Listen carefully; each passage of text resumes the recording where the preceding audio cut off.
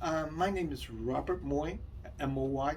I live in Chinatown for the last 59 years, and I live on the north side of Vine Street, considered as the last house considered as Chinatown.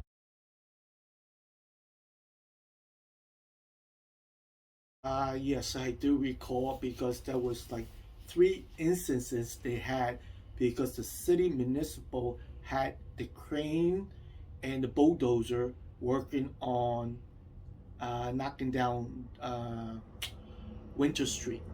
So it was a 10th of winter. They start bolting down, and the last house almost was a Chin house.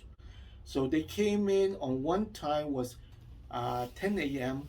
and they start bulldozing and knocking the house. They did it really fast. First thing is they came to the Moy house, the whole family, Chinatown group, knocking on the house. We came out and helped out, and we stopped them at that time, if I recall. And then they stopped, they left. Then the next day, they came back at 8 a.m. So we came out and protested again. A Chinese community group, everyone was there. So the third time, they came back 6 a.m. this time, and our door was knocked out. We came out right away. Father Galileo was there. I recall Brookie and Whitey, Glenn Hain, Joey Moy, of course. They all came out. They told us, knocked on our door, rang the doorbell. We came right back out, got dressed, and the bulldozer was there. The crane was there, 3 stories high.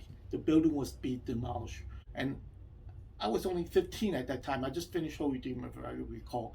I climbed under. I didn't care. I just didn't think. So I climbed under the barricade and started walking out. The police officer said, yo, stop. And then the crane said, no. I kept walking. Next thing I know, the group of other Chinese community people, there was Glenn, Whitey, Brookie, my brother Teddy, and everybody was following me. They went all the way up there, and they kept screaming. There was nails, boards, everything. If you look at the picture of the old picture, that's how high the building was. It was a 3-story building high. We climbed up there carefully, and then the guy screaming, yelling to bring us back down. No, I refused. I kept on walking. You know what the crane operator said? He was screaming, and they said, "No, I'm getting the hell out of here. Someone's gonna get hurt. So they stopped. The guys from the bulldozer and the crane operator, they walked off the job. They stopped it, and we stopped the demolition, and that's what happened. They made a deal with the city, and I'm still kind of proud of it.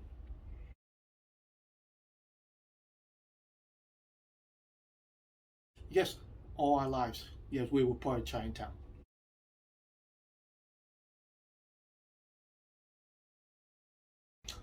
Well, back then was kind of dangerous. We did have quite a few accidents. Even if I recall, kids got even hit and killed on the whole Redeemer.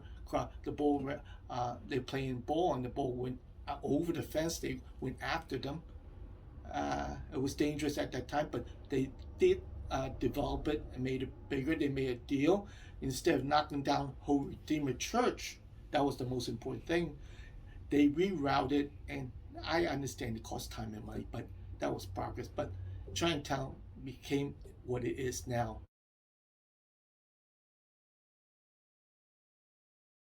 I think it's great. I always thought of a community park. We hang around Whole Redeemer to play basketball, but what other places do we have? We didn't have any place to go to as a community center or playground or Christian playground.